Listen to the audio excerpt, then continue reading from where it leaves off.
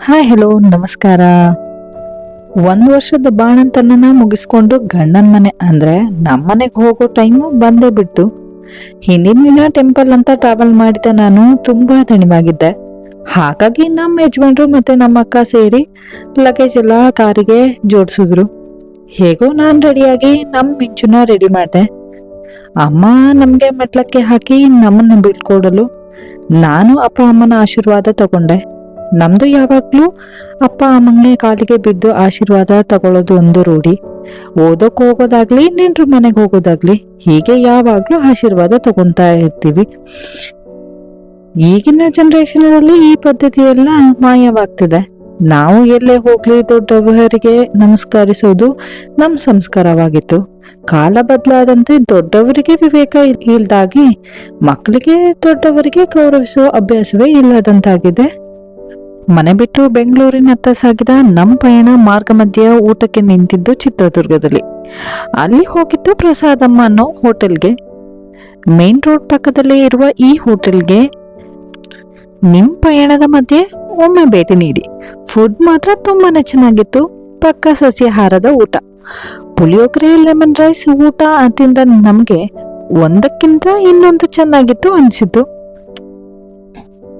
ಊಟ ಮುಗಿಸಿ ಮತ್ತೆ ಪಯಣ ಶುರು ಮಾಡ್ತಿದ್ದಂತೆ ಸಿಕ್ಕಿದ್ದು ಜೋರಾದ ಮಳೆ.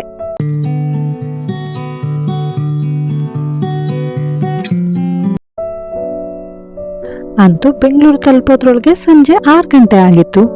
ನಮ್ಮತ್ತೆ ಮತ್ತೆ ಅಮ್ಮಮ್ಮ ನಾವು ಬರೋದನ್ನೇ ಕಾಯ್ತಿದ್ರು. ನಮ್ಮ ಮಕ್ಕಳಿಗೆ ವೆಲ್ಕಮ್ ಜೋರಾಗಿ ಇತ್ತು. ಬಟ್ ಏನ್ ಮಾಡೋಣ, ನಿಮ್ಗೆ ಹೇಗ್ ವೆಲ್ಕಮ್ ಮಾಡಿದ್ರು ಅಂತ ತೋರ್ಸೋಕೆ ಆಗ್ಲಿಲ್ಲ ಅನ್ನೋದೇ ಒಂದ್ ಬೇಜಾರ್ ನನಗೆ. ಬಂದಿದ್ದ ದಿನನೇ ನನ್ನ ಮಗಳು ಮನೆಗೆ ಅಡ್ಜಸ್ಟ್ ಆದ್ಲು. 2 ದಿನದ ಸತತ ಟ್ರಾವೆಲ್ ಇಂದ ನಾನು ನನ್ನ ಮಗಳು ಸುಸ್ತಾಗಿದ್ವಿ. 2 ಡೇಸ್ ರೆಸ್ಟ್ ಮಾಡಿದ್ವಿ. ಮಿಂಚು ಬರ್ಡೇ 2 ದಿನದ ಮುಂಚೆ ಬಂದ ನಮಗೆ ಅವಳ ಬರ್ತ್ಡೇ ಫಂಕ್ಷನ್ ಅರೇಂಜ್ ಮಾಡ್ಕೊಳ್ಳೋಕೆ ಬೇಕು ಅಂತ ನವೆಂಬರ್ 9ಕ್ಕೆ ಮಿಂಚು ಬರ್ಡೇ ಸೆಲೆಬ್ರೇಷನ್ ಇಟ್ಕೊಂಡಿದ್ವಿ. ಹಾಗಾಗಿ ಆ ದಿನ ಸಿಂಪಲ್ ಆಗಿ ಕೇಕ್ ಕಟ್ ಮಾಡಿಸಿದ್ವಿ. ಕೇಕ್ ಕಟ್ ಮಾಡಿ ನಾವು ತಿಂದು ಸ್ವಲ್ಪ ಹೊತ್ತು ಮಿಂಚು ಜೊತೆ ಆಟ ಆಡ್ಕೊಂಡು ಆ ದಿನನ ಏನ್ ಮಾಡಿದ್ವಿ.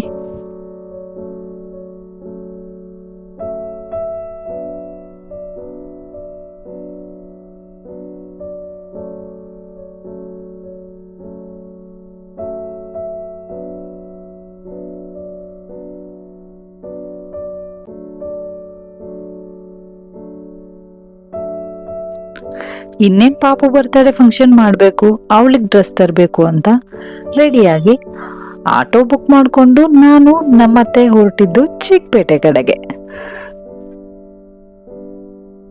ಇತ್ತೀಚೆಗೆ ಟ್ರಾವೆಲ್ ಅಂತ ಸುತ್ತಿ ನನ್ ಮಗಳು ಹೊರಗಡೆ ಹೋಗ್ತೀವಿ ಅಂತ ಅಂದ್ರೆ ಸಾಕು ಸೈಲೆಂಟ್ ಆಗಿ ರೆಡಿ ಆಗ್ತಾಳೆ.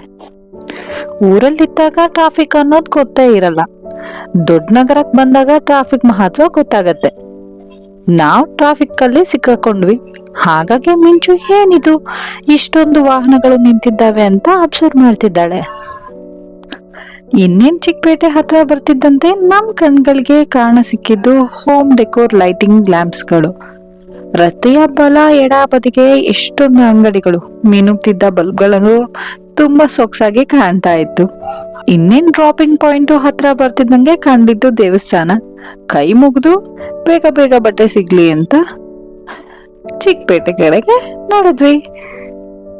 ಮೊದ್ಲು ಸುದರ್ಶನ್ ಸಿಲ್ಕ್ ಅಂಗಡಿ ಇರುವ ರಸ್ತೆ ಹಿಡಿದು ಸಂಧಿ ಮೂಲೆ ಸುತ್ತಿ ತಲುಪಿದ್ದು ಅಂಬಿಕಾ ಫ್ಯಾಷನ್ ಅನ್ನೋ ಅಂಗಡಿಗೆ. ಮಕ್ಕಳು ಬಟ್ಟೆಗೆ ಮಾತ್ರ ತುಂಬಾನೇ ಚೆನ್ನಾಗಿದೆ. ನಾವೇನ್ ತಗೊಂಡ್ವಿ ನೋಡೋಣ ಬನ್ನಿ. ನನ್ ಮೈಂಡ್ ನಲ್ಲಿ ಇತ್ತಿತ್ತು ರೆಡ್ ಮತ್ತೆ ವೈಟ್ ಕಾಂಬಿನೇಷನ್ ಅಲ್ಲಿ ಡ್ರೆಸ್ ಕೋಡ್ ಇರ್ಬೇಕು ಅಂತ. ಯಾಕಂದ್ರೆ ನಾನೊಂದು ಫೋಟೋ ನೋಡಿದ್ದೆ, ಹಾಗಾಗಿ ಡಿಸೈಡ್ ಮಾಡ್ಕೊಂಡೇ ಹೋಗಿದ್ದೆ ರೆಡ್ ಕಲರ್ ಫ್ರಾಕ್ ನ ತಗೋಬೇಕು ಅಂತ. ಅಂತೂ ಸಿಕ್ತು. ಬಟ್ ಅದು ರೆಡ್ ಅಲ್ಲ, ಅದು ಪಿಂಕ್ ಮತ್ತೆ ರೆಡ್ ಕಾಂಬಿನೇಷನ್ ಅಲ್ಲಿ ಇತ್ತು. ಸೊ ನಿಮಗ್ ಮಾತ್ರ ರೆಡ್ ಆಗೆ ಕಾಣ್ತಾ ಇದೆ. ಬೀಟ್ರೂಟ್ ಕಲರ್ ಅಂತೂ ಸಿಕ್ತಲ್ಲ ಅಂತ ಖುಷಿ ಆಯ್ತು. ಒಂದೇ ಡ್ರೆಸ್ ತಗೊಂಡ್ರೆ ಸಾಕಾಗತ್ತಾ? ಇನ್ನೊಂದು ಡ್ರೆಸ್ ಚೂಸ್ ಮಾಡಿದ್ವಿ. ಅದ್ಯಾವ್ದಂತ ಮುಂದೆ ಹೇಳ್ತೀನಿ. ನಿಮಗೆ ಯಾವ ಡ್ರೆಸ್ ಇಷ್ಟ ಆಯ್ತು ಅಂತ ಕಮೆಂಟ್ ನಲ್ಲಿ ತಿಳಿಸಿ. ಮಿಂಚು ಡ್ರೆಸ್ ಏನೋ ಸಿಕ್ತು. ಅವಳ ಡ್ರೆಸ್ಗೆ ನನ್ನ ಡ್ರೆಸ್ ಮ್ಯಾಚ್ ಮಾಡ್ಬೇಕಲ್ವಾ? ಹಾಗಾಗಿ ಅಲ್ಲೇ ಒಂದಿಷ್ಟು ಡ್ರೆಸ್ಗಳಿದ್ವು ಅಂತ ಅಂದು ಒಂದಿಷ್ಟು ಡ್ರೆಸ್ನ ನೋಡಿದ್ವಿ. ಒಂದು ಡ್ರೆಸ್ ಏನೋ ಸಿಕ್ತು. ನಾನು ಅನ್ಕೊಂಡಿರೋ ಕಲರೇ ಇತ್ತು, ಬಟ್ ಕ್ವಾಲಿಟಿ ಚೆನ್ನಾಗಿಲ್ಲ ಅಂತ ನಮ್ಮ ಅತ್ತೆಗೆ ಇಷ್ಟ ಆಗಲಿಲ್ಲ. ಹಾಗಾಗಿ ಬೇಡ ಅಂತ ಅಂದು ಇನ್ನೊಂದಿಷ್ಟು ಡ್ರೆಸ್ಗಳನ್ನ ನೋಡಿದ್ವಿ. ಯಾವುದು ಇಷ್ಟ ಆಗದೆ ಪಾಪು ಬಟ್ಟೆ ಎತ್ಕೊಂಡು ಅಲ್ಲಿಂದ ಜಾಗ ಖಾಲಿ ಮಾಡಿದ್ವಿ. ನಾವೇನೋ ಡ್ರೆಸ್ ನೋಡೋದ್ರಲ್ಲಿ ಬಿಸಿ ಆದ್ರೆ ನಮ್ಮ ಮಿಂಚು ತನ್ನ ಆಟದಲ್ಲಿ ನಿರತಳಾಗಿದ್ಲು.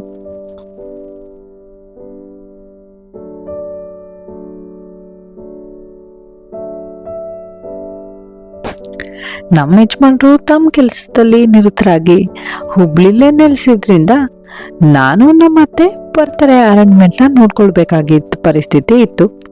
ಹಾಗಾಗಿ ಆ ದಿನವೇ ನಮ್ಮ ಡ್ರೆಸ್ ತಗೋಬೇಕು ಅಂತ 10-6 ಅಂಗಡಿಗಳನ್ನ ಹುಡುಕಿದ್ವಿ. ಸಿಗದೆ ಇದ್ದ ಕಾರಣಕ್ಕೆ ಅಂದ್ರೆ ನಮಗೆ ಇಷ್ಟ ಆಗದೆ ಇದ್ದಿದ್ದಕ್ಕೆ ಇನ್ನೇನು ಮಿಂಚು ಊಟದ ಟೈಮ್ ಆಗ್ಬಿಟ್ಟಿತ್ತು. ಜಾಸ್ತಿ ಟೈಮು ಶಾಪಿಂಗಲ್ಲಿ ತೊಡಗಿಕೊಳ್ಳಲಾಗ್ಲಿಲ್ಲ. ಹಾಗಾಗಿ ಮನೆಯ ದಾರಿಯನ್ನ ಹಿಡಿದ್ವಿ. ಇದು ಮಿಂಚುವಿನ ಫಸ್ಟ್ ಶಾಪಿಂಗ್ ಎಕ್ಸ್ಪೀರಿಯನ್ಸ್ ಆಗಿತ್ತು. ಈಗಂತೂ ಮಿಂಚು ಬೆಳೀತಾ ಬೆಳೀತಾ ಒಂದೊಂದೇ ಪ್ರಬುದ್ಧತೆಯ ಸೂಚನೆ ನಮಗ್ ಮಾತ್ರ ಖುಷಿ ತರ್ತಾನೆ ಇರುತ್ತೆ. ನೋಡಿ ಹೇಗೆ ತಾನ್ ಬೀಳ್ಬಾರ್ದು ಅಂತ ರೋಪ್ ಹಿಡಿದುಕೊಂಡು ಕೂಳ್ತಿದ್ದಾಳೆ ಅಂತ. ಮನೆಯ ದಾರಿ ಏನೋ ಹಿಡಿದ್ವಿ, ಆದ್ರೆ ಈ ಟ್ರಾಫಿಕ್ ಮಾತ್ರ ಆಗಾಗ ನಮ್ಮನ್ನ ತಡಿತಾನೆ ಇತ್ತು. ಆಗ ನನ್ನ ಫ್ರೆಂಡ್ ಹೇಳಿದ ಮಾತು ನೆನ್ಪಾಯ್ತು. ನೋಡೊಮ್ಮೆ ಎಷ್ಟು ಜನ ತಾ ಮುಂದೆ ಅಂತ ಓಡಲು ಕಾಯ್ತಿದ್ದಾರೆ ಅಂತ. ಕೆಲವರ ಪಯಣ ಮುಂದೆ ಸಾಗುವುದರ ಕಡೆ ಇದ್ರೆ ಇನ್ನೊಬ್ಬರ ಪಯಣ ತಿರುವಿನ ಕಡೆ ಇದೆ. ಜೀವನ ಹಾಗೇನೆ ಅಲ್ವಾ? ಎಲ್ಲಿ ನಿಂತು ಕಾಯಬೇಕು, ಎಲ್ಲಿ ತಿರುವನ್ನ ತಗೋಬೇಕು, ಎಲ್ಲಿಗೆ ತಲುಪಬೇಕು ಅನ್ನೋ ನಿರ್ಣಯ ತಗೊಳ್ಳೋ ವಿವೇಕ ನಿನ್ನಲ್ಲಿರಬೇಕು ಅಂತ ಯಾವಾಗ್ಲೂ ಹೇಳ್ತಿದ್ದ. ಮನೆ ತಲುಪ್ತಿದ್ದಂತೆ ಮಿಂಚು ಜೊತೆ ಆಟಲು ನಮ್ಮ ಅಕ್ಕಪಕ್ಕದ ಮಕ್ಕಳು ಬಂದ್ರು. ನಮ್ಮ ಹೆಣ್ಮಕ್ಳು ಶಾಪಿಂಗ್ ಮುಗಿಯೋದೇ ಇಲ್ಲ. ಮರುದಿನನೂ ನಮ್ಮ ಏರಿಯಾ ಸುತ್ತಮುತ್ತನೇ ಬಟ್ಟೆ ಹುಡುಕಾಟದಲ್ಲಿ ತೊಡಗಿ ಕೊನೆಗೂ ಏನೋ ಒಂದು ಬಟ್ಟೆಯನ್ನ ತಗೊಂಡು ಬಂದ್ವಿ. ಈ ವಿಡಿಯೋ ಇಷ್ಟ ಆದ್ರೆ ಲೈಕ್ ಮಾಡಿ, ಶೇರ್ ಮಾಡಿ ಅಂಡ್ ಕಮೆಂಟ್ ಮಾಡಿ. ನನ್ನ ಫಾಲೋ ಮಾಡೋದನ್ನ ಮಾತ್ರ ಮರಿಬೇಡಿ. ಧನ್ಯವಾದಗಳು.